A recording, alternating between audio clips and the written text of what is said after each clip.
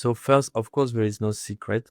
That's really the first part of the answer. Second part of the answer is you need a strong content strategy because the end goal of LinkedIn is to build the positioning. The positioning, it means that your brand or your personal brand occupies a specific place in the mind of your customers and of your audience. So that's the end goal. And to do this, you cannot just like open your laptop, write anything and close your laptop. You need to have a content strategy with content pillars that will build your zone of messaging. So people will attach your name to an expertise and they will attach an expertise to your name. So next time they need an information about this expertise, they will think about you. So that's really the definition of positioning. And that's the end goal of LinkedIn content. So that's the second part. The third part is about planning and ideation. You need to have unique insights. You need to share things that cannot be found anywhere else. Before we dive into today's episode, please hit that subscribe button. Your support helps us grow and inspire more people on their journeys. Thank you. Hello, Pierre. Thank you for joining us today and welcome to the show. Hey, Thomas. Thanks for the invitation and nice to meet you. Likewise. So, Pierre, for those who don't know you, can you please introduce yourself? Yep. My name is Pierre. I'm French. I've been living in Thailand for 9 years now. I'm a B2B content marketer and entrepreneur. So I have multiple businesses. I have a content marketing agency. We create LinkedIn content for our clients. Our specialties, we focus on a variety of formats with carousels, infographics, stories, opinions, etc. to create a perfect mix for our clients. I also have a course business. So I sell courses where I teach my students how to create content on LinkedIn, but also for their newsletter and YouTube. And I have a coaching business. So I run a 5-week content creation bootcamp for LinkedIn. So during 5 weeks, my students learn how to ideate content, set up their strategy, plan their content, and write and design to publish. Apart from that, so I've been a marketer for the past 9 years. I started my career in an embassy, and then I thought that it was cool, but I wanted to build my own thing. So I joined a marketing agency in 2017 or no, 18. And then I started my own agency with a co-founder in 2021, and we sold the business in 2023. And so now I have those businesses. I went from being a growth marketer to a content marketer because in my previous business, I noticed that we were getting better performance on content on LinkedIn, newsletter, YouTube, and podcast compared to like paid ads, cold emails, and so on. So I saw a massive shift in the B2B marketing playbook. And that's why I jumped on this, it's not really new content marketing, but the new way of doing content marketing with LinkedIn at the center and the newsletter and YouTube, and also all the repurposing system behind it. And if you don't mind, I'm really curious because you mentioned that you used to work in embassy, which to me sounds really interesting. It sounds something quite unusual. So is that actually the job that back then you wanted to do, or how did you end up in such interesting work? Yeah, I was interested by working for an embassy, and it was a great way to start an expat career because when you arrive in a new country, sometimes it can be a bit difficult. You know, you have to adapt to the culture, you need to learn new rules and so on. So working for an embassy was the perfect match for me because when you have a problem in another country, who you call your embassy, right? So I was working for the embassy, so it felt pretty secure for me, and it was really good to start my career in a new country. But it was a 2 years contract, and so after that, I had the opportunity to continue my career in diplomacy, but I preferred to go on the entrepreneurship path. So it was French embassy in Bangkok, right? Yeah, French embassy. And would you mind sharing a bit more detail, such as what such a person does like on a daily basis? Although I assume it differs, but just to get an idea. So I was the communication manager. My job was to communicate about the events and programs of the embassy on three specific topics. First, education, second, science, and third, culture. So we were organizing, for example, an event where we bring dancers and musicians from Europe, from France, sorry, and they come to Thailand, and so I had to promote it. That's one of the example. I was organizing the events of the embassy as well. You know, when all the partners come, that was actually one of the most difficult things I did because one day I had to organize an event with 1,200 people, including VIPs, people from the minister, and so on. So it was stressful for me. And since that day, I think it's the hardest task I've done so far. And I was younger as well. It was like 7 years ago. How was it in the end? It was good. Yeah, it was great. We did it in the garden. We had a boat. We had a firework. It was a big event. But why it's hard? Because when you organize an event, you have like a deadline for everything, and you have a D-day, like the day where everything is happening. So it's really stressful. And the night before, you like stressing, like, oh, are the lights okay? Is the food buffet going to be good? And you have a long, long task list. So if you compare this to my current job, which is like online, working online is much easier, honestly. You have some complexities and problems, but it's not the same stress. Yeah, but I can imagine it must be super rewarding if such event happens successfully, then seeing all those people, celebrating, having fun, and you knowing the one that you're actually the one who organized everything.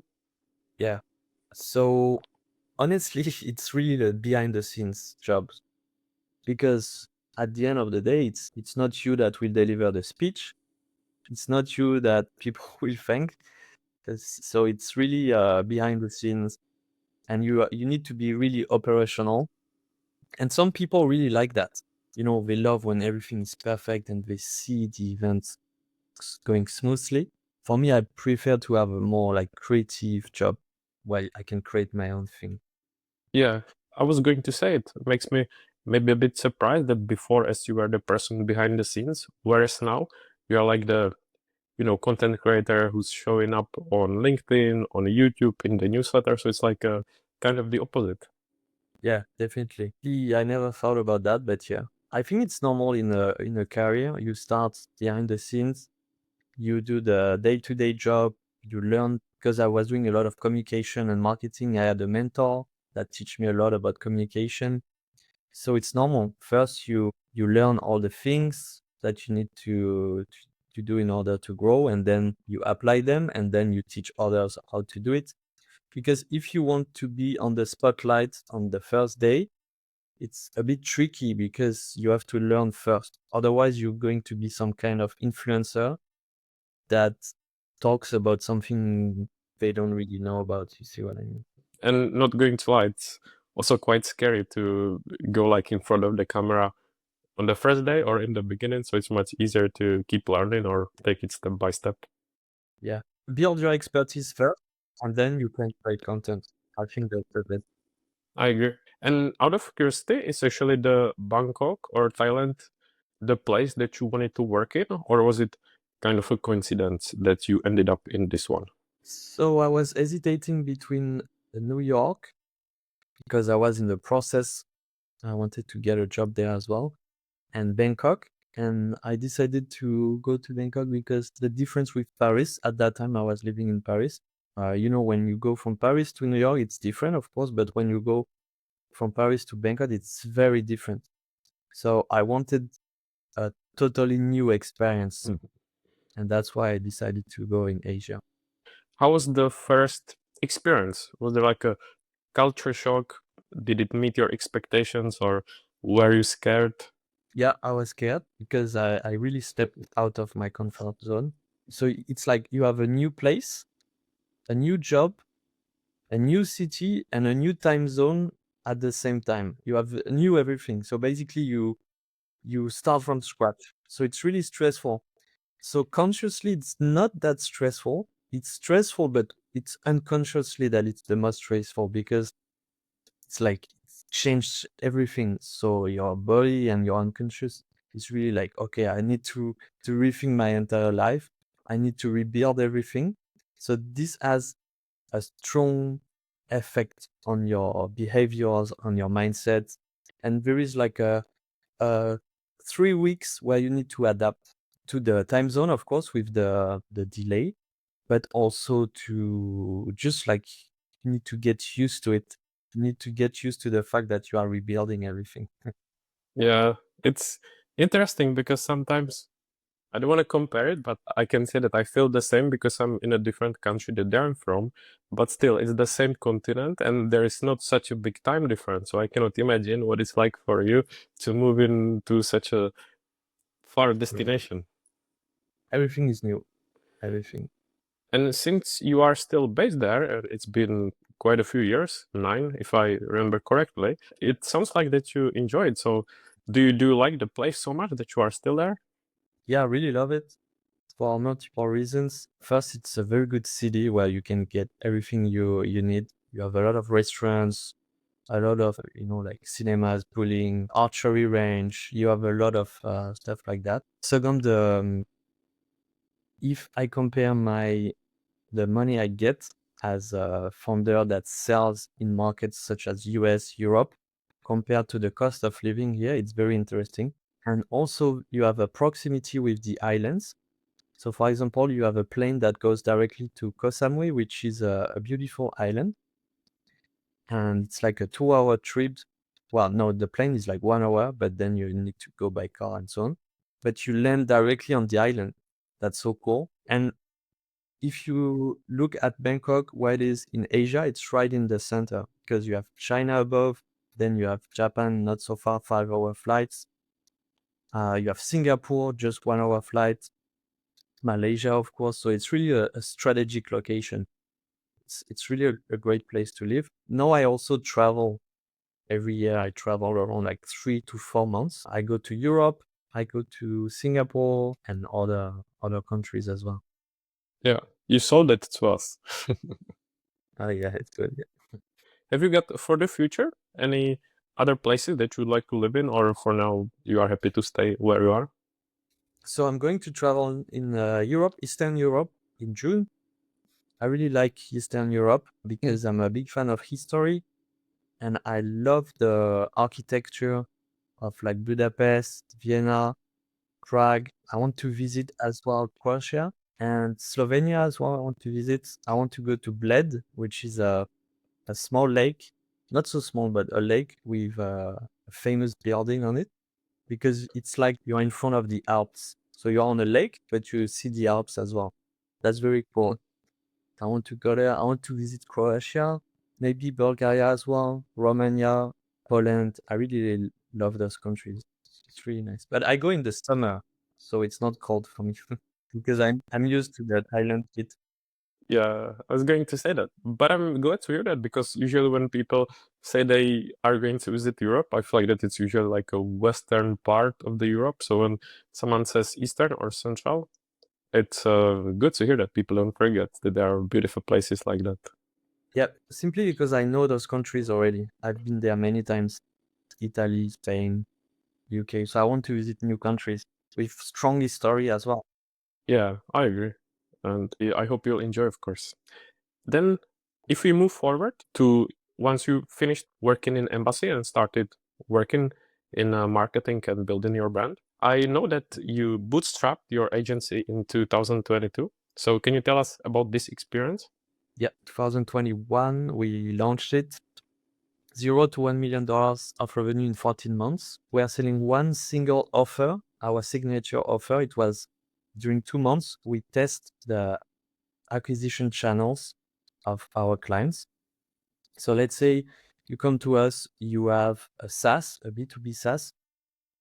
2 weeks, we will try Google ads. 2 weeks, we will try LinkedIn ads, then LinkedIn content, and then cold emailing, for example. And at the end, we give you a report and we tell you, all right, those are the best channels you should use. We do that for 2 months, data driven, with a really fast time to execution because that's the most important in early stage. So yeah, we had many clients on this special offer. The problem with this offer is that we didn't have a lot of retention because it was a one-shot offer. So it was not built for retention. It's like 2 months, one shot. The price was 14,000 euros. So yeah, you see, it can be expensive for an early stage startup. And yeah, our clients were VC-backed startups or bootstrapped as well. It was a great experience. Yeah, I learned a lot with this business as well. Was that called Red Dot Growth? Yeah, Red Hat Growth, exactly. And was it then like your USP or your strategy to go like this? Or was that through, I don't know, experimentation or try and fix? Or how did you, come up to work like this? That it was so efficient in the end or so successful? Yeah, it was definitely our USP, unique selling proposition, to have what we call the commando method. Even on our website, you could feel that it was really sharp, straight to the point, relying on data efficiency and a fast go-to-market, so time to execution. So this was our USP, and this was our signature offer. I see a lot of agency founders that do a big mistake, and sometimes I do some advisory for them, that they are trying to build too many offers at the beginning. But the problem is when you have 3 or 4 different offers, you are also multiplying the bottlenecks that are attached to the offer. Because you need to reinvent maybe a sales system that is different with different sales cycles, different closing methodology, different pitch deck. Then you need to do a new delivery process. You need to create new SOPs. You need to have new NPS, new OKRs, new KPIs. So you need to rethink everything when you are multiplying offers. So the best is to go from $0 to $1 million with one offer. And this is what we are doing with my new company right now, with my new agency, which is Content Path, where we create done for you LinkedIn content. So we have one offer. And yeah, this is really what I advise to anyone starting an agency. And then have you got advice how to find the perfect offer for you, or how to figure out what would be like your USP to stand out from the crowd and find such a successful one as well? So building an offer for an agency is not that hard, honestly. What is hard is to deliver it, because in theory, a lot of offers are very good. What you need to do is first you need to identify a painful problem in a growing market. So LinkedIn is a growing market. Why? Because paid ads is more expensive, cold emails are harder. So a lot of B2B businesses asking themselves, how should we advertise? So they go to LinkedIn, but then they find out that it's hard to publish content on LinkedIn. So they come to me, they come to us, and they start working with us. So here you have first a growing market, which is content creation, especially on LinkedIn. And second painful problem, creating content that performs well on LinkedIn is not that easy. So growing market, painful problem, and then you plug an offer to this. For us, it's simply done for you content. You get 20 posts per month at a specific price. We have one package, so it's one price for everyone. But no, we need to increase it soon because we have a lot of demand. And so, when they come, they have this package, we deliver it, we have all our processes. So yeah, it's the way you do it. One growing market, one painful problem, one simple offer, and you deliver. Don't overthink it. And then, if it's not secret, what made you to exit the company? So we had a good opportunity with a competitor that was doing the same thing as us, and we started with this competitor around at the same time. We were competing on almost all the projects, and then they got better than us. Not better, but they acquired more clients. And so we decided to, because we were talking with them like every week, exchanging tips and so on. So we decided that it was a good deal for both of us. Oh, wow. Okay. And then what were your steps afterwards? Is that when you started your newsletter? Did you have a break or did you look for any other ventures? So yeah, I started a new one right away. I did some solopreneurship, and I became a content marketing consultant for like 4 or 5 months. And then I decided that I wanted to have a product because I was selling my time. What I was doing is really simple. You give me $10,000 and I build your content strategy. And I was doing some advisory paid per hour. It was 300 euros per hour. But I could not increase the revenue too much. So I was stuck at 20, 25 per month, something like that, as a solopreneur. So I decided to create a product and I launched a course. So I went through a phase where I did a lot of interviews with my clients and also a lot of coaching calls. And during the coaching calls, I listed all the problems that my client had. And so based on this, I created a product and then I advertised it. I did a launch. And this was in 2024, last year, in April 2024, my first course, 1 year ago. Are you struggling to stay consistent on LinkedIn? FanPost helps you create high-quality posts in minutes, so you can write faster, show up more, and stress way less. Built by creators for creators. It's the easiest way to grow your presence without burning out. Try it free at fanpost.com. And then I think the question that I haven't asked yet, and of course I'm curious about, is when did you discover LinkedIn? Or because the majority or a lot of audience is on LinkedIn. So what was the point for you when you discovered the potential of the platform? So I created a LinkedIn account when I was in my second year of university. So I created an account and then I let it like this open for until 2022. And I started posting seriously in January 2022. And at first I published content on LinkedIn simply to acquire leads for my business, for my agency. So that's why I started posting content on LinkedIn.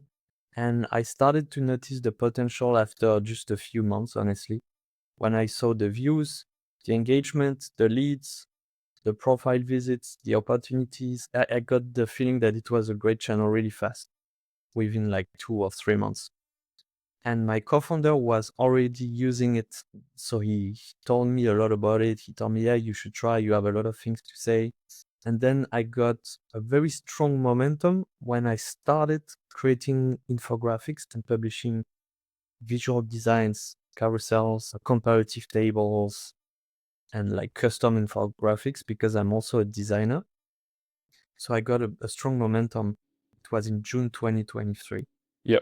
So do you think that the momentum was because of the way that you created that, or because there wasn't that many people doing that, or mix of both, or maybe some other factors? Well, first, I think the infographics were good, honestly. That's the first point because I really decided to create high quality content. It was not just, you have two ways to see LinkedIn. The first way is just you log in, you write a few sentences, you publish. And there is another way where you take it really seriously. You follow a strategy, a content plan. You put efforts into the content creation with copy, hooks, designs. And so I chose this second option in June 2023. So I invested a lot of time and efforts in the infographics creation. So first, high quality content. Second, indeed, it was quite new at this time. But after a few months, everyone was doing it already. And my content got stolen so many times you cannot imagine. Every time I post a viral infographic, viral is let's say 2,000 engagements, something like this, and hundreds of thousands of views. I can see it's I have at least 20, 30 copycats plus 20, 30 inspiration, but it's okay. It's part of the game. But yeah, at that time, infographics were kind of new. So that's the second point, obviously. And third point, I'm not sure if it's that important, but I was publishing in the summer of 2023.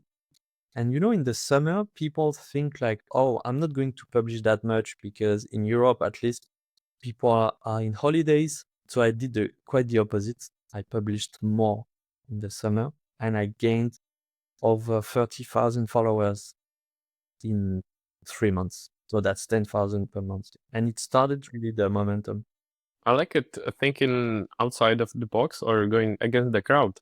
It's similar. I think it was during the Christmas. I thought that not many people are going to be online or on LinkedIn. But then I thought it also means that there is not going to be as much of content. So I kept posting over Christmas, and I think surprisingly it performed even the same or maybe even better. So I think that was a good point. Yeah, you got it. You need to think like that. And also, sometimes when you think like, hey, it's not too many people are on LinkedIn right now. It's actually when you are on LinkedIn. So if you are on LinkedIn, why would you be the only one? Other people are on LinkedIn as well. Even in the weekends, even on Christmas, summer. That's for sure. That is true. And as you mentioned copycats before, is it something that you still experience these days, or maybe less, maybe more, or you don't care anymore? Like, Yeah. because it's part of the game? Actually, I was talking about right now. Oh, right now. Okay. I'm sorry to hear that, but at the same time, seeing the number of followers that you've got, I guess it's no surprise. Yeah. Some people, they take my infographic, they just take out my name and my face, and they put their face and their name. I'm sorry to laugh, but it just makes me, I don't know, surprised that someone would do that, to be honest. Yeah, that's good. It's okay. And you got impressive following, but soon you are going to hit pretty cool number. So I'm sure that you hear this question many times, like, Pierre, what's the secret? Any advice for growth? So as I said before, since we've got a lot of listeners from LinkedIn, can you share like any tips for growth, how to keep showing up, and advice from your own journey? Yeah. Yeah, you're right. Everyone has the same question. Every time I go on a podcast, the host will ask a question like this. So first, of course, there is no secret. That's really the first part of the answer. Second part of the answer is you need a strong content strategy because the end goal of LinkedIn is to build a positioning. The positioning, it means that your brand or your personal brand occupies a specific place in the mind of your customers and of your audience. So that's the end goal. And to do this, you cannot just like open your laptop, write anything, and close your laptop. You need to have a content strategy with content pillars that will build your zone of messaging. So people will attach your name to an expertise and they will attach an expertise to your name. So next time they need an information about this expertise, they will think about you. So that's really the definition of positioning. And that's the end goal of LinkedIn content. So that's the second part. The third part is about, I would say, content planning and ideation. You need to have unique insights. You need to share things that cannot be found anywhere else. Why? Because why would I read your content if I can read the exact same one on Google or with an AI tool? That's really important. So you need to publish something that you found yourself with your business, your experimentation, talking with clients, analyzing documents. I don't know, but you need to. Well, I know when I have a list of sources you need to look at, but we cannot go into that much details. So there is this ideation part, and then there is the copywriting and design part. So here, let me tell you one thing is you cannot, let's say you have one information in your hand, you cannot just hand it over to your target audience. You cannot just say, here is the information.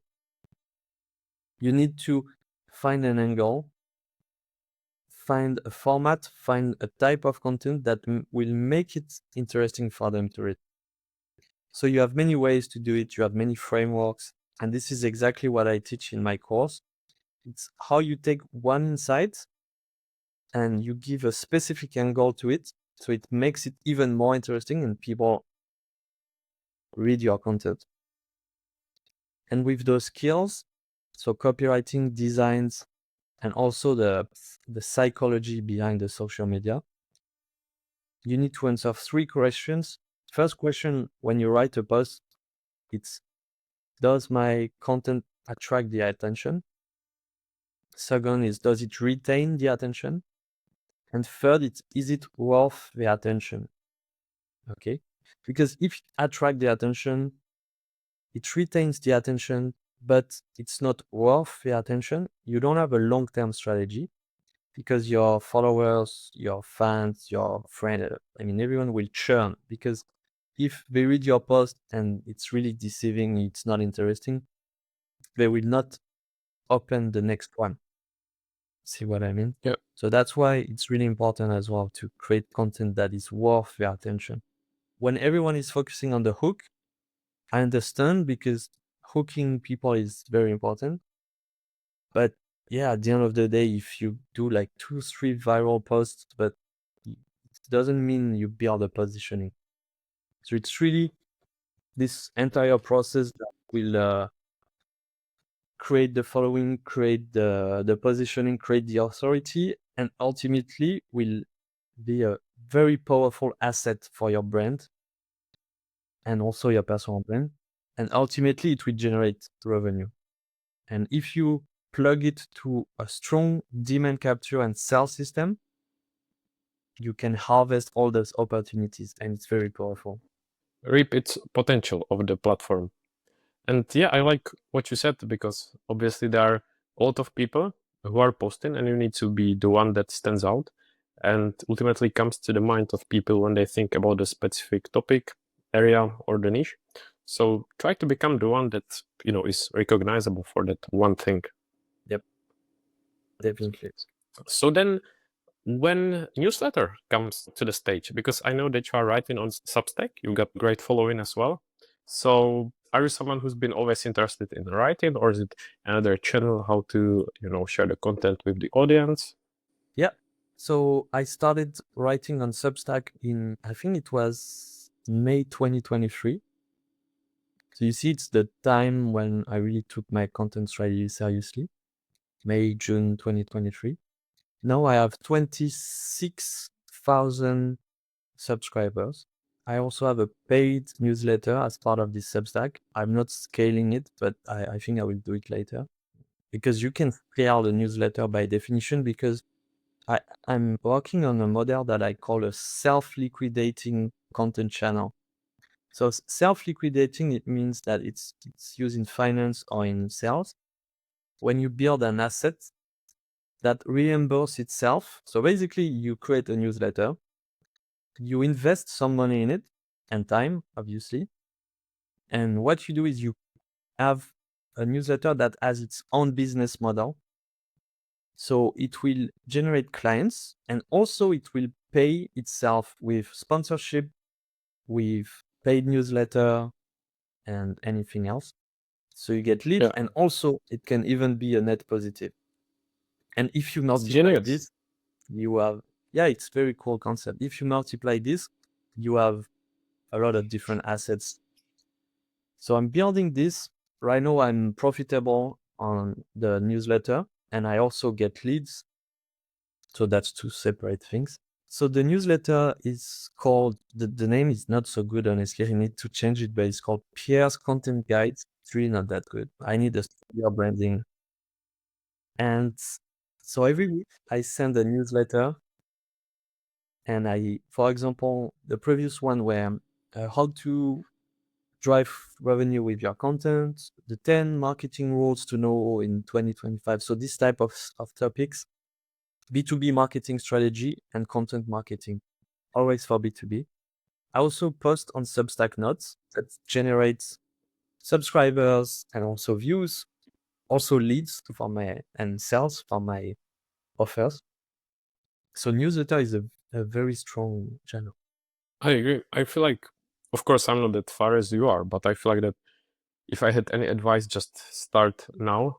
I feel like I don't know when I started, but I just wish I started earlier as well, because it's great how to build your audience. I think it's also, if it's something that you enjoy, fun way how to create the content and just foster the relationship with the people. Then we discussed it already, but when it comes to your course, do you want to tell us more about it, or kind of promote it in case there are people who are interested in doing that?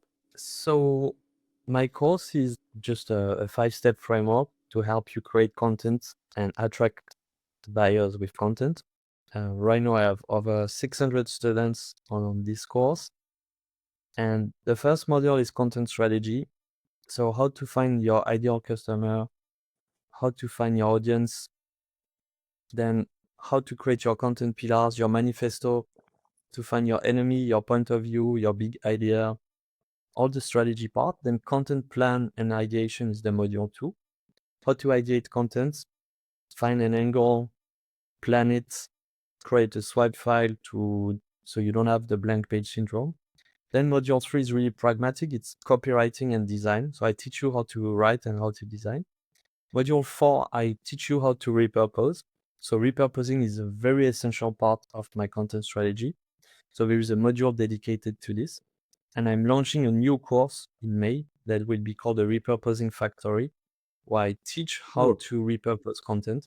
And the last module, module 5, is content revenue, because most of the courses and also advice stops at creation, but I know it's for founders and marketers that need to generate revenue.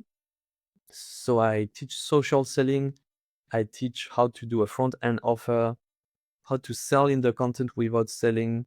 So a set of rules and tactics to generate revenue with content.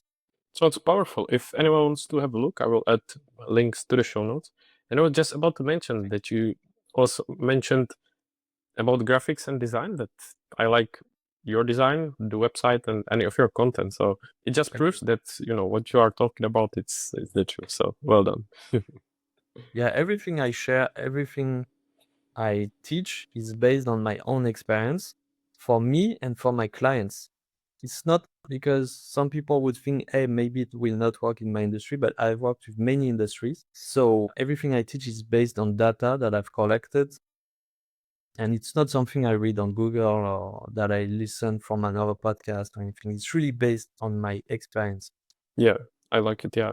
And obviously, big topic is AI. So can you tell us what role does AI play, like in your workflow or in your daily life? Maybe what are some of your favorite tools?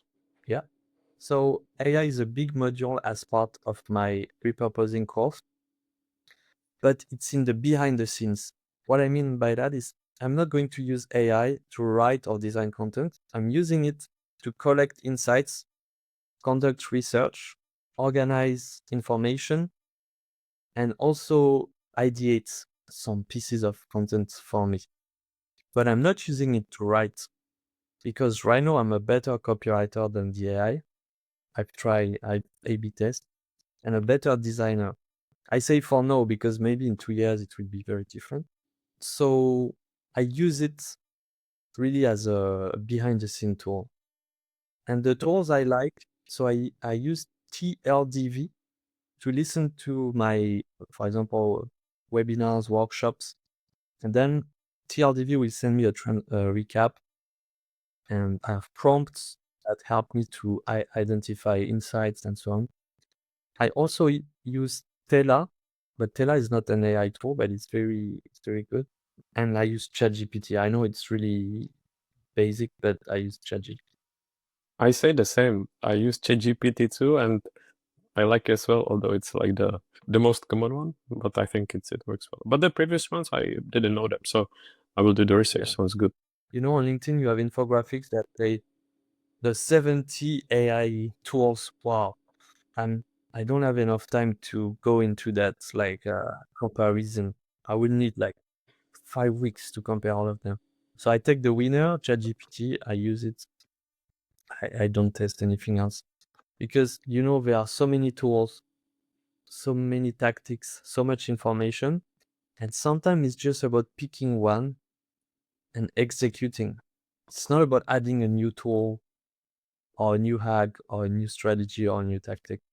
And by the way, that's why I repeat the same thing over and over, because it's this one thing that you need to do. I don't want to add another extra strategy or tactic. It's this exact one that you need to do and that you need to execute. I agree. I was just about to say that you often see these sheets or infographics with top, I don't know, 100 AI tools or whatever. that if you spend time, picking the right one, then next week it's going to be different again because it evolves so quickly. Yeah. So it's easy to be out of date anyway. Yeah, I agree. I And agree. as we discussed everything right now, it sounds to me like you managed to do so much stuff. Of course, you mentioned, for example, repurposing and being smart with the tools and everything, but still, how do you manage to do everything? Do you have any tips or tricks how you manage time and work with everything and doing it on such a high level? Yeah, when you get used to it, when you have the right tools, the right mindset, and the right, I would say, methodology rather than tools, actually. So how to write a LinkedIn post with the PAS framework, for example. When you know how to do it, it takes you like 15 minutes. You see what I mean? So if you compare with someone that takes like 1 hour to write and you gain time on all those tasks, so at the end of the day, you save a lot of time on content creation. Then, of course, it's not about having the, like the ego of, I will do it all myself, even the video editing and so on. You can have providers as well. It's okay. What matters is that content helps and serves your business objectives. That's the most important. It should not be a satellite. You see, like, I'm creating content on LinkedIn and YouTube, but it's not linked to my business. Because no one, if you are in a business, in a company, no one will take this seriously. It needs to be aligned with the business objective. Yeah, it makes sense. And Pierre, just as we will be approaching the end soon, so just some lighter questions. What is it that you enjoy doing in your free time, or what are some of your hobbies? I play chess. Oh, see, interesting. I didn't know. Just as a hobby, or do you even like play professionally, competitions or something like that? I know it's just a hobby. I use chess.com.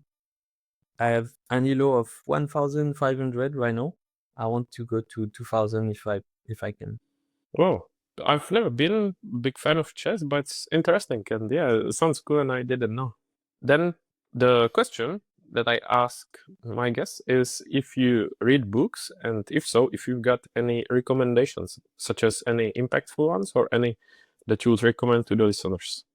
So I read books when I need to learn something specific. A few example. So the one I read often is the Influence by Cialdini. I also read Advertising. It's behind me. The Copywriter Handbook was good as well. I read the Netflix No Rules, something like this, about hiring people. That was great. But honestly, I spend more time creating than consuming content. I rarely read or listen to videos or podcasts. Yeah, yeah. And then you've been to a few podcasts already. So that's before with the question about the LinkedIn. But is there like any question that you wish someone asked you on the podcast or somewhere and did not ask you? Or, anything that you would like to share but didn't have a chance yet? Honestly, I think you did a great job today asking the right questions. I think it changed because you asked some question about when I was at the embassy. There is no specific question. I'm like waiting for someone to ask. Yeah, honestly, my answer is no. That's okay, no worries. But then I would also ask you about your favorite films. I know that it probably will be similar to previous one, that it's better to create rather than consume, but still for fun, what are some of your favorite films? Films, I would say my favorite is Goodfellas with De Niro and Joe Pesci. It's from Scorsese. I think it's 1990. I really like this movie. I like in general science fiction as well and fantasy movies. I like The Lord of the Rings. I watched The Lord of the Rings probably 25, 30 times each, long version as well. And I like series. I like Star Wars series, like really standard geek in terms of series and movies. Those are great. I can only agree. I like them as well. Then to finish with, we discussed it already, but can you summarize where people can find you, follow you, and promote any of your services? Yeah, sure. So my name is Pierre Herubel. You just have to type my name wherever you want. Google, YouTube, LinkedIn, I always use my name. So it's easy. Even my website is myname.com. Yeah. And as always, it will be in the show notes. And then, just before we finish, have you got any final message, piece of wisdom, or anything to share before we finish? Final point, I think you should stop consuming, start creating more. But no, that's not the right thing to do because we just listen to the podcast. So let me find something else. Don't hesitate to learn new skills. Don't hesitate to learn new skills because sometimes we have a specific career. We feel not stuck, but we feel like, okay, we have this set of skills, we don't want to change. But maybe adding one skill to the mix will completely change your career or your business. But I mean like specific skills, sales, running email sequences, newsletter, content design, writing on LinkedIn, can be those kind of skills that completely change your career. That sounds great. I think then, Pierre, we can finish. I want to say a big thank you because, of course, such a big creator, successful entrepreneur, and with all the stuff that you do, it was a real pleasure. So thank you so much for joining me. We'll be happy to do a sequel anytime in the future, hopefully without technical difficulties. I will keep following and supporting. Thank you so much. I really enjoyed it, and yeah, wish you all the best in the future. Yeah, thanks so much, Thomas, for the podcast. See you soon. Ciao. Thanks for listening to Produced by with Tomen. Check the show notes for all the links, and don't forget to subscribe, like, and share your feedback. Speak soon.